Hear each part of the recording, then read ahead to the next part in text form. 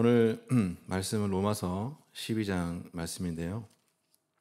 로마서는 참 모든 성경이 우리에게 주시는 하나님의 크신 은혜가 담겨진 메시지죠. 특별히 또 로마서는 우리에게 복음에 관한 이야기들을 또 구체적으로 상세하게 소개해주고 있고, 또 구원받은 하나님의 백성들이 어떻게 또 살아야 하는지, 구원받고 난 이후에 우리의 삶이 어떠해야 되는지에 대해서 구체적으로 우리에게 소개해주고 있습니다. 우리가 예수 그리스도를 믿으면 하나님이 우리에게 베풀어 주신 은혜, 그 놀라운 복음을 우리가 받아들일 때에는 우리의 삶에서는 분명하게 여러 가지 다양한 방법들로 그 복음의 능력이 분명히 나타날 수밖에 없다라고 하는 거예요. 다시 말해서 예수 그리스도를 믿고 난 뒤에는 그 믿음으로 말미암아 살아가는 삶에는 분명한 변화가 있어야 한다는 것이죠.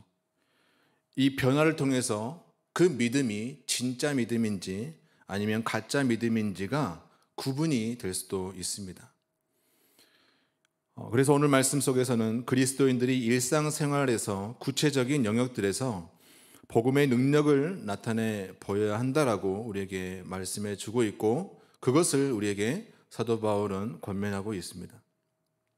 12장 1절에 처음에 그러므로라는 이 접속사로 시작이 되는데, 이 그러므로라는 이 말에는 이 앞에 12장 전장에 나와 있는 이 하나님의 크신 은혜로 말미암아 우리에게 주어진 복음에 관련된 그 전체의 내용을 담아내고 있고, 그 은혜에 이어서 이 사도 바울의 권면의 메시지가 우리에게 전해지고 있습니다.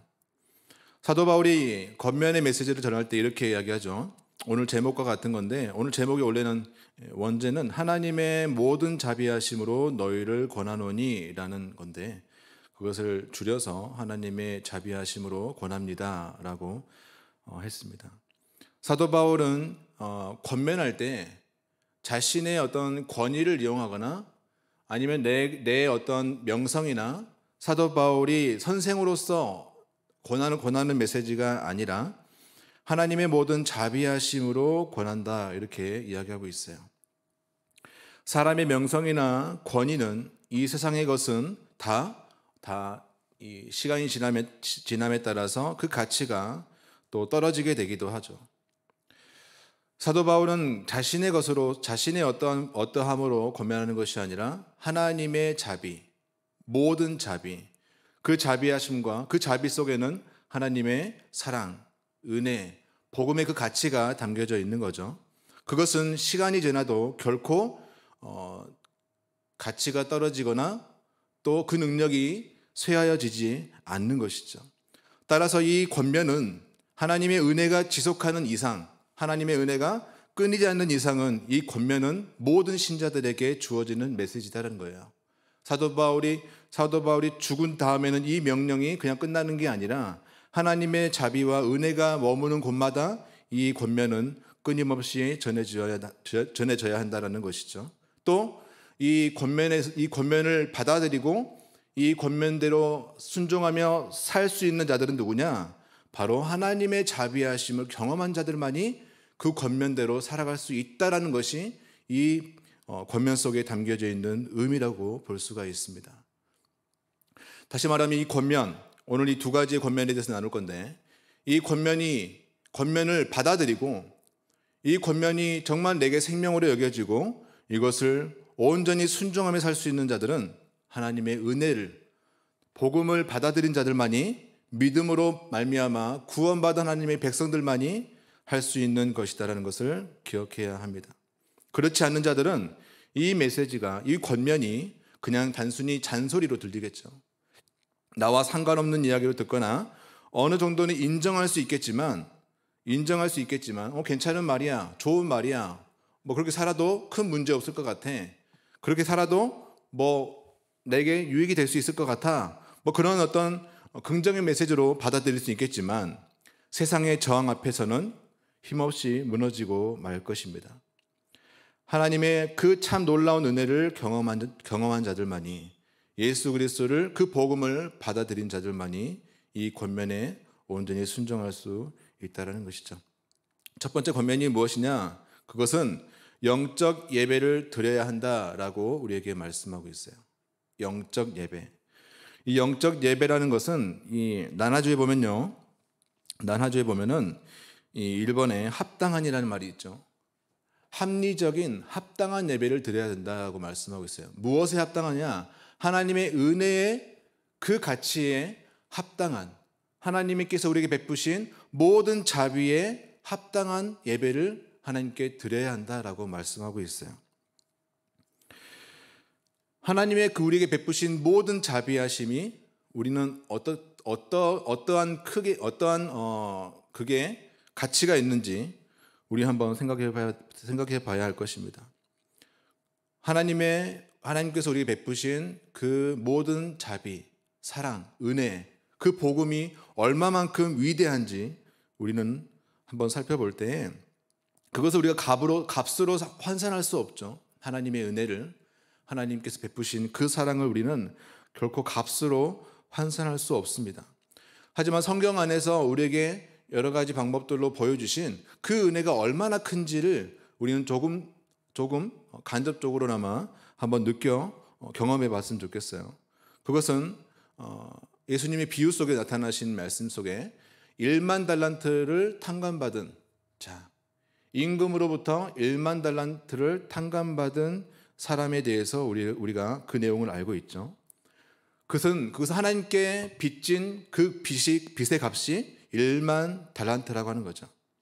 1만 달란트의 값은 어마어마한 값입니다. 어마어마한 돈으로 따진다면 엄청난 돈이에요.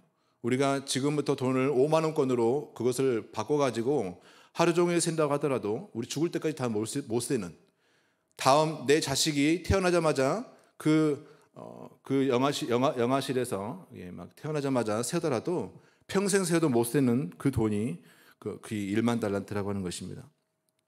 그만큼 하나님께서 우리에게 베푸신 그 용서의 그 사랑의 값이 그만큼 크다라고 하는 거죠. 어느 정도 좀 더 감이 올 수도 있을 것 같습니다.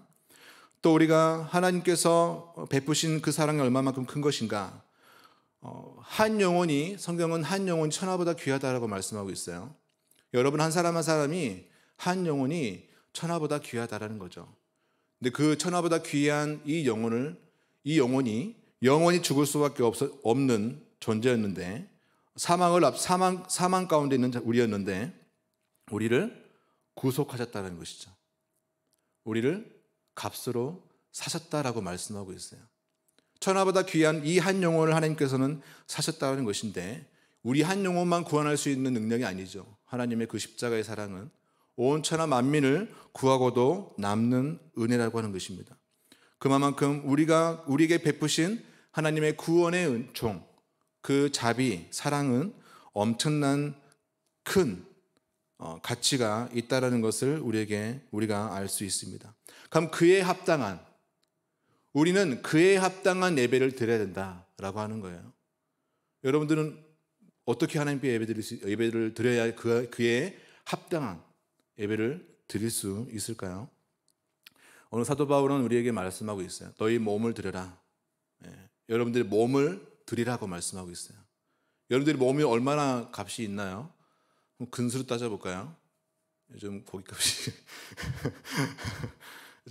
좀 비싼데 몸무게 많이 나는 사람들은 좀 더 합당할까요? 그게 아니죠.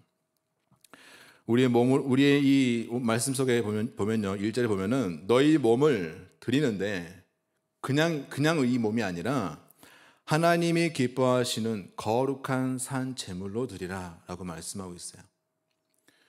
오늘 이 몸을 드리라고 했을 때에 이 몸은 단순히 몸뚱아리만 말하고 있는 게 아니에요.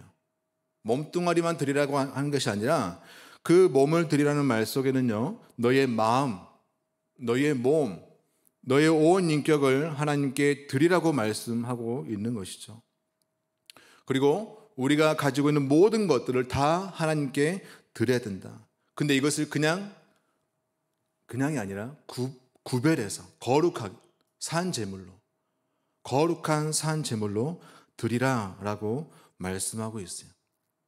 우리의 것을 하나님의 것으로 구별하여 구별하여 하나님께 드려야 될 것임을 말씀하고 있는 것이죠. 거룩한이라고 하는 것은 오늘 난 예배의 말씀에서 우리가 정말 많이 잘 들었을 것입니다. 거룩한, 죄와 죄를 잘라낸, 구별된 것을 하나님께 드리라. 그리고 또한 우리의 예배의 대상이 오직 하나님이라고 하는 사실이죠. 하나님이라고 하는 사실. 우리가 거듭나서 구원받은 백성들은 이제는 하나님께 나의 모든 것들을 구별하여 드려야 되는 것이 하나님께서 받으시기에 합당한 예배라고 말씀하고 있어요. 그래서 이전에는 우리는 죄의 종이었고 오직 죄의 종으로서 로마서에 보면은 사망이 왕노릇했다. 아담으로 말미암아 우리가 죄 가운데 살고 사망이 왕노릇한 가운데서 우리는 항상 죄만 지었던 존재였다라는 것을 말씀해줘요. 그래서 철저히 우리는 모든 것을 다 죄를 섬기는 것으로, 죄를 위해서, 사망을 위해서 살았다라는 것을 말씀해줘요.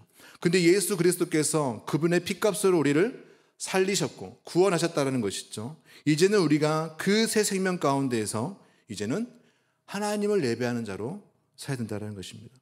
우리가 예수 그리스도를 믿고 난 뒤에, 믿기 전과 믿고 난 뒤에 우리의 삶은 완전히 바뀌어지는 것이 아니에요. 내가 살았던 나의 삶, 가정, 또 환경들이 완전히 바뀌어지는 게 아니라고요.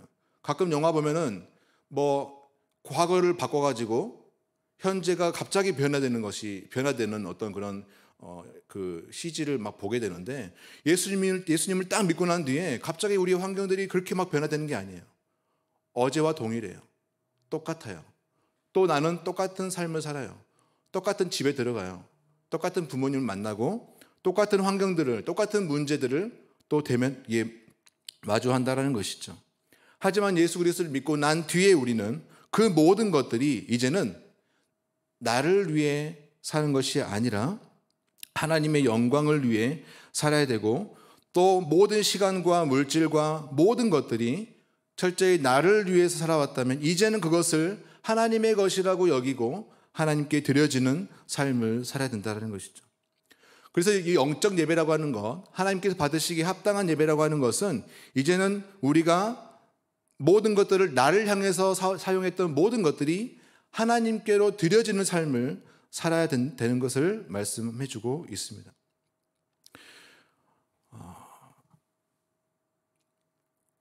우리의 몸을 드리라, 하나님께 드리라. 나의 생명, 시간, 물질, 별로 가지고 있지 않지만 지식, 지혜, 내가 소중하게 생각한 것들, 스마트폰, 패드, 자동차가 갖고 있으신 분 자동차, 이런 것들을 다 하나님께 드려야 된다는 것을 말씀해 주고 있어요. 드리라고 하니까 성전 나와가지고 스마트폰을 강대상에 올려놓고 이게 아니라 그것에 대한 소유권이 내가 아니라 하나님이라고 인정하는 거예요.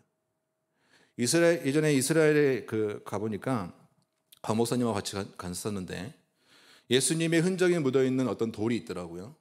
그게 막 사람들이 거기 모여 있는 거예요. 막 만지고 막 그러더라고요. 이게 예수님의 흔적이 묻어있는 이 돌이라고 생각하니까 뭔가 거룩한 것처럼 느껴지는 거죠. 만지면 왠지 거룩해진 것처럼. 그래서 막 자신의 호주머니에 있는 물건들 다 올리는 거예요. 시계, 핸드폰, 담배 막 올리더라고요. 이게 거룩하게 될까 봐. 근데 그렇게 해서 거룩하게 되는 것이 아니죠. 그렇게 한다고 해서 거룩한 게 아닙니다. 다 올리고 나서 결국은 뭐 하죠? 다시 덜어놓더라고요. 자기의 호주머니로 나가서 담배도 하기도 하고 자신이 사고 싶은 물건을 또 사기도 하고. 하나님의 것으로 구별될 수 있는 것은 무엇이냐면 이것은 이제 내 것이 아니라 하나님의 것이라고, 그 모든 소유권을 하나님께로 올려드리는 것이 바로 하나님께 드리는 것이라는 것이죠. 마가복음 14장에 보면은 향유 한 여인이 나오죠. 매우 값진 향유 한 옥합을 예수님의 머리에 붓는 이 사건이 나옵니다. 그때 사람들이 야, 그 값비싼 것을 왜 그렇게 허비하냐라고 이야기해요. 그것을 팔면 300데나리온 이상의 값을 받아서 차라리 그것을 가난한 자들에게 주면 더 유익할 텐데 왜 그 값진 향유를 그렇게 쏟아 부어버리느냐라고 이야기하고 있는 것이죠. 300데나리온이라고 하는 것은 1데나리온이 한 사람 노동자가 하루에 벌 수 있는 노동값이에요. 삭시예요. 300데나리온이면 300일치의 어떤 값이겠죠. 우리나라 돈으로 환산하면 만약에 우리 하루 벌어서 계산하기 쉽게 10만 원이라 하자. 6만 5천 원 하면 계산하기 힘들잖아요. 10만 원을 했을 때 300데나리온이면 얼마죠? 3천만 원이죠. 맞죠? 거기라도 끄떡해 주시면 3천만 원의 값이 엄청난 값이죠. 이 여인이 이것을 어떻게 모았는지 몰라요. 무슨 목적으로서 그것을 모아뒀는지 모르겠어요. 이것을 한 번의 값을 치루어서 모았는지 아니면 자신이 어떤 여유가 있을 때 그때마다 사서 그렇게 모았는지, 또한 이 여인이기 때문에 혹시 결혼 자금으로 이용하기 위해서 이것을 구비를 했는지, 무슨 이유에서 이것을 샀는지는 모르겠지만 예수님을 만나고 난 뒤에 이것에 대한 이 권한이 나를 위해서 사용하는 것이 아니라 주를 위해서 사용하게 되었죠. 주님께 드려졌어요. 이것은 내 것이 아닙니다. 혹 이 결혼 자금으로 이용하려 했단다면 이것은 내 것이 아니라 주님의 것입니다 라고 하며 주님께 온전히 드려지게 됐죠. 그때 예수님이 말씀하시죠. 복음이 전파되는 곳마다 이 여인이 한 일도 전해질 것이다 라고 말씀하고 있어요. 이 여인이 예수님께 그것을 드렸을 때에 그 행적이, 그가 한 일이 하나님께서 기억되어지고 예수님께로부터 칭찬받고 지금도 우리에게 여전히 정말 좋은 일을 했다, 정말 가치 있는 일을 했다라고 이렇게 우리가 함께 복음과 함께 전해진다라고 하는 것입니다. 창세기에 보면은 하나님께서 창조하시고 에덴 동산을 만드시고 거기에 사람을 이끄셨죠. 그리고 나서 거기에서 경작하라고 말씀하고 있어요. 이 경작이라는 단어가 봉사하다, 또 힘쓰다라는 의미인데 또 다른 의미가 예배하다라는 의미가 있어요. 예배하다라는 의미. 그러니까 하나님께 예배하다라는 의미는 주를 위해 봉사하다, 주를 위해 힘쓰다라는 그런 의미가 예배 속에 담겨져 있겠죠. 하나님께서는 그곳에서 이 아담으로 하여금 하나님은 그의 경작하는 일로 인해서 영광 받으시려고 하신 것이죠. 그래서 하나님께서 이 각종 동물을 만드시고 그 아담에게로 이끌어 오십니다. 그리고 그가 무엇이라고 이름하는지를 지켜보세요. 그런데 그때 아담이 이름하는 것마다 그 생물에게 그 이름이 되었더라라고 말씀하고 있습니다. 그 의미 안에서는 무슨 의미가 있냐면 이 아담은 각종 생물의 모습이나 어떤 그들의 행동이나 또 그들의 어떤 살아가는 어떤 모습들을 보면서 그에 맞게 이름을 지었겠죠. 하지만 그 이름을 지었을 때에 그것에 대한 만족은 자기에게 있는 게 아니었어요. 내가 만족해서 이름을 지은 게 아니에요. 여러분들 혹시 가정에 개를 키우신 분들은 이름을 대충 짓지 않죠. 서로 간에 의견을 나누겠죠. 이 이름이 좋겠어, 저 이름 좋겠어. 서로 합의하에 만족함이 서로에게 있을 때에 그 이름을 짓게 되죠. 대부분 엠보싱 화장지 뽀삐 이런 식으로 짓기도 많이 하죠. 아담이 그의 이름을 이게 지었을 때에 그것은 철저히 자신의 만족을 위해 짓지 않았어요. 그것을 왜 알 수 있냐면 그 뒤에 보면은 그 이름이 되었더라라고 그 말씀은 하나님이 그것을 확증했다라는 거예요. 인정했다라는 거예요. 결국은 아담에게로 데려온 그 모든 각종 생물들의 이름을 자기 만족대로 이름을 부르는 것이 아니라 결국은 하나님의 만족에 하나님께 충족되게 했다라는 것이죠. 그 일을 자기에게 데려온 모든 것들에 있어서 철저히 아담은 자신의 이 에덴 동산에서의 생활이 자기 만족만을 위해서가 아니라 하나님의 기쁨을 위해서, 하나님의 영광을 위해서 살아왔어요. 하나님이 그에게 주신 모든 것들도 그것은 철저히 나를 위해 사용하지 않고 하나님께 드려지는 그 예배를 철저히 드렸다는 것이죠. 근데 그 뒤에 하나님께서 이 아담에게 누구를 데려오시죠? 깊이 잠들게 해서 갈빗대를 딱 취해가지고 하와를 만드세요. 그리고 하나님께 동물들이 이끌어 오신 것처럼 하와도 이끌어서 아담에게로 와요. 그때 아담이 뭐라고 고백하죠? 엄청 로맨틱한 그 멘트 있잖아요. 여자들이 들으면 막 감동할 정도의 멘트. 이는 내 뼈 중에 뼈요, 살 중에 살이라. 내 뼈 중에 뼈요, 살 중에 살이야. 이 말이 뭐예요? 내게서 나왔다. 내 거라는 거야. 넌 내 거야. 만약에 혹시 남자친구가 여자친구한테 넌 내 거야 이렇게 하면 어떨게요? 어떨 것 같아요? 내가 뭐 네 거야 하고 뺨 때릴까요? 아니죠. 막 감동되겠죠. 넌 내 뼈 중에 뼈, 살 중에 살이라. 혹시 남자들 이런 멘트로 여자들 꼬시지 마세요. 넌 내 거야 이 말이에요. 지금까지 모든 것들이 다 하나님의 것입니다라고 고백하며 살아왔던 이 아담이 하와를 보자 뭐예요? 이것은 내 거라. 이것은 내 거라는 거야. 내 소유다. 그리고 나서 그 다음 장에 어떤 내용이 나와요? 아이러니하게도 뱀의 유혹이 나와요. 누구를 유혹하죠? 아담을 유혹하나요? 하와를 유혹해요. 왜 하와를 유혹하죠? 뱀은 알고 있는 거예요. 하와를 유혹하면 아담은 자연스럽게 넘어오는 거예요. 왜요? 아담이 지금까지 삶은 철저히 하나님 중심으로 살았어요. 모든 것이 하나님의 것입니다. 하나님의 영광을 위해서 봉사하고 하나님을 기쁘시게 하기 위해서 힘쓰고 했던 모든 이 예배하는 삶이 하와를 보자 이는 내 것이다라고 자신의 소유를 삼으면서 자신의 모든 삶의 봉사와 모든 힘쓴 일들은 자신의 하나님께 초점에서 자신의 소유로 초점이 옮겨지게 된 거예요. 그러니까 뱀은 굳이 아담을 미혹할 필요 없는 거예요. 모든 관심과 모든 마음이 쏠려 있는 이 하와만 무너뜨리면 끝장난다라는 것을 뱀도 알고 있는 거죠. 당연히 우리가 알다시피 하와는 넘어가게 됐고 아담도 당연히 넘어가게 된 것이죠. 이처럼 자기의 것이라고 여겼을 때에 그것이 곧 시험의 대상이 되었고 그것으로서 넘어지게 됐다라는 거예요. 혹시 우리가 우리의 삶 속에서 이것만큼은 내 것이다라고 우기고 있는 것이 혹시 있지 않나요? 이 시간만큼은 나를 위해 써야 돼.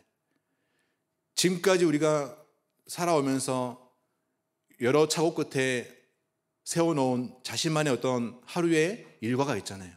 이 시간은 이렇게 하고 이 시간은 저렇게 하고. 또 여러분들 혹시 용돈을 받거나 돈을 벌 때 또 이 돈은 이렇게 써야 되고 이 돈은 이렇게 써야 되고 하는 분명히 구분을 짓고 있죠. 그 가운데에서 철저히 이것은 내 거야라고 누가 뭐래도 내 거야 라고 고집하고 있는 것이 혹시 있습니까? 시간, 돈, 여친, 남친, 다른 어떠한 것들. 내가 이 시간만큼은 하나님의 것으로 내가 할게요. 하지만 이것은 내 겁니다. 라고 하는 것들. 진정한 예배는 모든 것이 다 하나님의 것이라 여기고 드려지는 거예요. 내 것이 아니다라는 거예요. 이게 초대교회에서 나타나는 현상들이죠. 성령의 충만한 초대교회 안에 자신의 소유를 내 것이라 여기지 않고 다 가지고 와요. 그리고 함께 나누죠. 하나님의 것이라 인정하면서 너희 몸을 거룩한 산 제물로 드리라. 여러분들의 것을 여러분들이 현재 가지고 있는 것, 여러분들 몸, 마음, 생각, 물질, 모든 것들, 에너지, 힘, 모든 것들을 다 이것은 내 것이 아닙니다 라고 여러분들이 고백하고 하나님께 철저히 드려질 수 있는 이것의 소유권은 오직 하나님의 것입니다 라고 인정하며 나아가야 될 줄 믿습니다. 이것이 하나님 받으시기에 합당한 예배라는 거예요. 사도 바울이 이렇게 이야기하고 있습니다. 고린도전서 6장 19절과 20절 말씀에 너희 몸은 너희가 하나님께로부터 받은 바 너희 가운데 계신 성령의 전인 줄을 알지 못하느냐. 너희는 너희 자신의 것이 아니라 값으로 산 것이 되었으니 그런즉 너희 몸으로 하나님께 영광을 돌리라 라고 말씀하고 있어요. 또 갈라디아서 2장 20절 말씀에 내가 그리스도와 함께 십자가에 못 박혔나니 그런즉 이제는 내가 사는 것이 아니요 오직 내 안에 그리스도께서 사시는 것이라. 이제 내가 육체 가운데 사는 것은 나를 사랑하사 나를 위하여 자기 자신을 버리신 하나님의 아들을 믿는 믿음 안에서 사는 것이라. 이제 구원받은 백성들의 삶은 나의 삶이 결코 내 것이 아니고 나를 위해 사는 것이 아니라 오직 하나님의 영광을 위해서 살겠다라고 고백하며 주께 드리는 삶을 온전히 사시기를 축복합니다. 드리세요. 두 번째 권함은요, 2절 말씀이에요. 분별하라는 거예요. 분별하라. 이 악한 세대 가운데 여러분들이 더욱더 분별하는 그런 지혜가 있기를 바랍니다. 많은 사람들이 이렇게 말한다고 하니까 쫄랑쫄랑 따라가고, 이렇게 말하면 이렇게 말한 대로 따라가고, 이게 아니라 정말 하나님께서 주시는 그 지혜로 분별할 줄 알아야 돼요. 성령으로 거듭난 주의 백성들은 이 분별할 수 있는 지혜가 있어야 된다는 거예요. 우리가 성령님을 또 다른 말로 무엇이라 말하죠? 진리의 영이라고 말씀해요. 성령님은 진리의 영이에요. 그래서 우리를 진리로 이끄세요. 이 거짓됨과 참이 뒤섞여가지고 무엇이 진짜인지 무엇이 가짜인지도 분별하기 어려운 이 현 시대 속에서 우리가 자칫 잘못 발을 내디디면 이것이 참인 줄 알고 덥석 잡았는데 그것이 거짓일 수도 있다는 거예요. 하지만 성령께서는 우리를 진리로 인도하신다고 말씀하고 있어요. 그래서 성령으로 말미암아 거듭난 구원받은 우리는 바로 그 성령께서 함께 하심으로 인해서 바르게 분별할 줄 알아야 된다는 거예요. 이 분별의 지혜가 없으면 우리의 신앙, 우리의 믿음 지키기가 더욱더 어려워요. 힘듭니다. 마귀도 광명의 천사처럼 우리에게 나타난다고 말씀하고 있어요. 광명의 천사처럼, 진짜 천사처럼 나타난다라고 말씀하고 있다는 것이죠. 그런 가운데서 우리가 멍해 있으면, 분별하는 지혜가 없으면 일면 끝장나는 거죠. 마귀에게 그냥 질질 끌려 다닐 수밖에 없는 것입니다. 우리가 정말 이 시대 속에서 바르게 분별하기 위해서는 필요한 게 뭐냐면 이 세대를 본받지 말라는 거예요. 이 세대를 본받지 말라. 이 세대는 오늘 에베소서 말씀에서도 우리가 2장에서도 보았죠. 권세 잡은 자, 악한 이 죄가 지배하고 있는 악한 세대를 말하고 있습니다. 본받지 말라라는 말은 무슨 말이냐면 이 세상의 흐름에 동화되지 말라는 거예요. 이렇게 안 하면 안 될 것처럼 두려워가지고 누가 저렇게 입는데 안 입으면 두려워가지고 거기에 그 말에 휩쓸려가지고 마음을 빼앗기지 말라는 거예요. 동화되지 말고 순응하지 말고 따라가지 말라는 거죠. 그리고 오직 마음을 새롭게 함으로 변화를 받으라고 말씀하고 있습니다. 우리의 마음이 변화되어져야 돼요. 변화되기 전에 우리의 마음은 어떤 마음이었나요? 죄와 아주 일명 아다리가 잘 맞는 마음이었어요. 죄와 너무 코드가 잘 맞아요. 왜냐하면 로마서 1장인가요? 2장에 보면은 우리의 마음이 어땠냐, 죄인된 마음은 어떠한 마음이었냐라고 소개해주고 있냐면요, 1장인가요? 네, 1장이네요. 1장 28절 말씀 보면은 그들의 마음에 하나님 두기를 싫어하며. 변화되기 전에 우리의 마음은 어떤 마음이냐면 하나님을 마음에 두기를 싫어하는 데서 그런 마음이 바뀌어져야 돼요. 어떤 마음으로? 하나님을 마음에 두는 그런 마음으로 바뀌어져야 돼요. 하나님이 우리의 마음 가운데 거하실 때에 우리가 변화되어지고 우리가 바르게 분별해 나갈 수가 있는 거예요.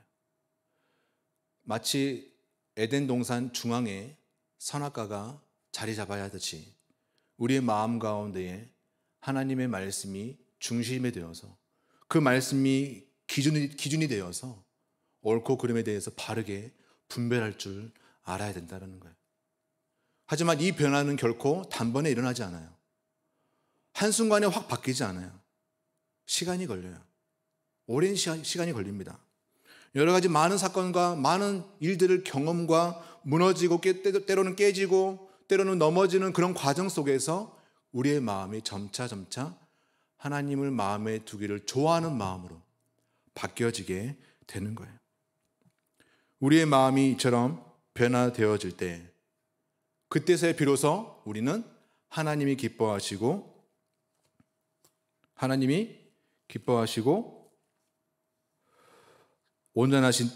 선하시고 기뻐하시고 온전하신 뜻이 무엇인지를 분별해낼 수 있는 것입니다. 하나님이 내 마음에도 없는데 어떻게 그것을 분간할 수 있겠어요? 하나님이 우리 마음 가운데 거하셔야 돼요.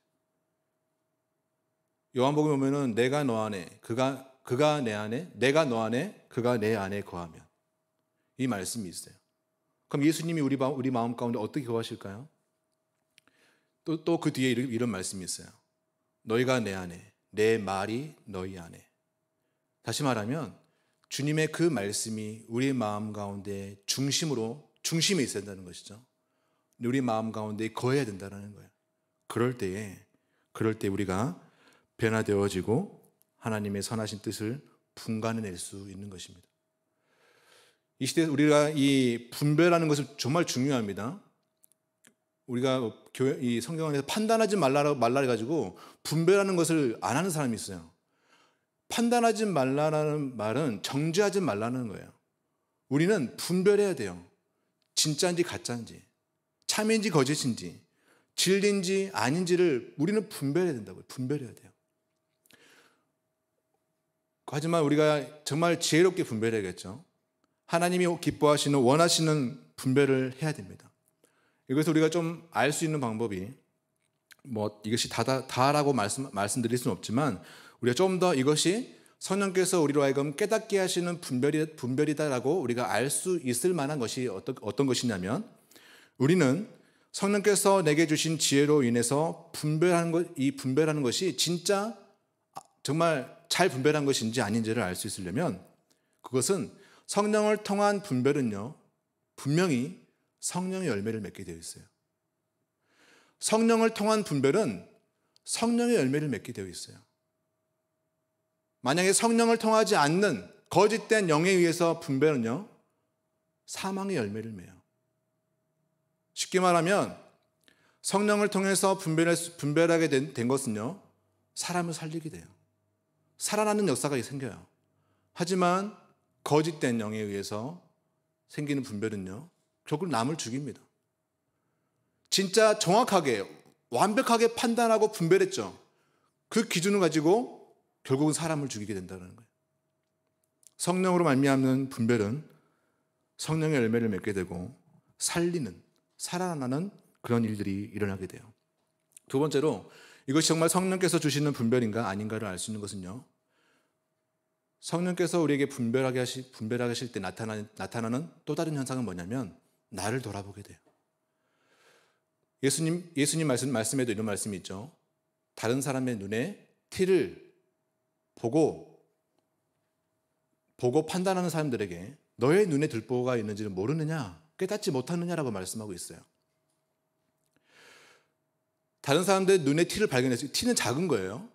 티를 발견했다라는 것은 그만큼 그 사람을 주의 깊게 봤다라는 거예요. 섬세하게 봤다라는 거예요.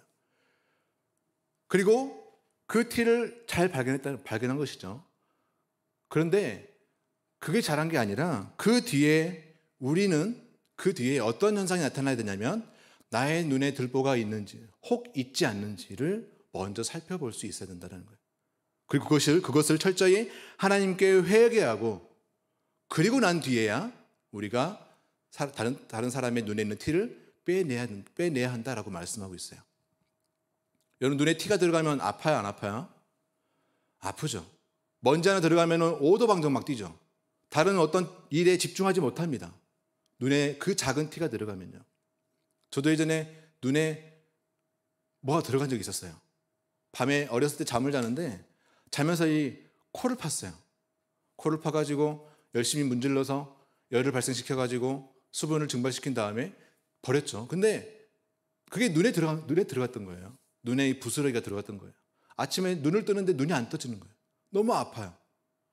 그래가지고 막 눈물을 흘리면서 막 아프다, 눈이 안 떠진다고. 저희 아버지가 오셨어요. 저희 아버지가 오시더니 이게 후후 불어도 안 되죠. 왜냐하면 달라붙었으니까. 불어서 되는 게 아닙니다. 너무 진지하게 듣는데. 그래서 아버지는 그것을 딱히 너 왜 뭐야 이거 했더니 밤에 코딱지를 팠는데 그게 들어간 것 같아요 했더니 아버지가 하시는 행동이 좀 놀라웠어요. 빳빳한 수건을 가지고 오시더니 거기에 침을 바르시고 마치 예수님께서 요한복음에 진흙에 침을 뱉어가지고 이겨서 소경의 눈에 붙이시고 실로암에 가서 씻으라고 말씀하신 것처럼 우리 아버지가 빳빳한 마른 수건에다가 침을 발라가지고 제 눈을 깨끗하게 닦아주시고 저는 눈을 떴죠. 티가 눈에 들어가면 아파요. 그런데 내 눈에 들보가 있는지를 보라는 거예요. 왜 우리 신체 중에서 눈을 비유로 들었을까요? 눈이 예민한 곳이죠. 함부로 다룰 수 있는 곳이 아니에요. 조심해야 돼요. 함부로 했다가는 위험해요. 그만큼 다른 사람의 티를 발견하고 분별해가지고 그것을 지적할 때에는 그것은 그냥 쉽게 해서는 안 된다는 거예요. 그러다가는 상처를 입을 수 있고 큰 상처와 아픔을 줄 수 있다는 것을 말씀해 주고 있는 것이죠. 그만큼 조심해야 되고 나를 돌아봐야 되고 내 죄를 돌아봐야 된다는 것을 말씀해 줘요. 그래서 우리가 정말 좋은 성령께서 우리에게 지혜를 주셔서 바르게 분별했다라고 알 수 있는 것은 그 분별을 통해서 먼저 나를 점검케 한다는 것이죠. 그래서 우리가 격투기를 혹시 본 친구들이 있다면 격투기를 우리가 대회 시합을 앞두고 코치와 매일 정말 장시간 훈련을 하죠. 코치도 그 선수, 자신의 선수를 매의 눈처럼 바라봐야 돼요. 그리고 뭘 해야 되죠? 코치니까 코치를 해야겠죠. 뭘 코치해야 돼요? 내 선수의 약점을 코치를 해야 돼요. 발견하고 보완하고 결국은 대회에서 승리를 하게 해야 되는 것이죠. 똑같이 상대방, 나와 싸워야 될 상대방의 눈도 아주 예리하게 나를 봅니다. 뭘 보죠? 약점을 봐요. 똑같이 코치도 약점 보고 상대방도 약점을 봐요. 똑같이 약점을 보지만 그 약점을 보는 의미는 다르죠. 코치는 내 선수에게 승리를 안겨주기 위해서, 기쁨을 주기 위해서. 하지만 나와 싸울 그 상대는 내게 패배를 안겨주기 위해서 약점을 본다는 거예요. 우리 그리스도인들이 이 시대를 분별하고 또 우리가 이 공동체 안에서 우리가 분별할 때에는 코치의 마음을 가지고 분별해야 돼요.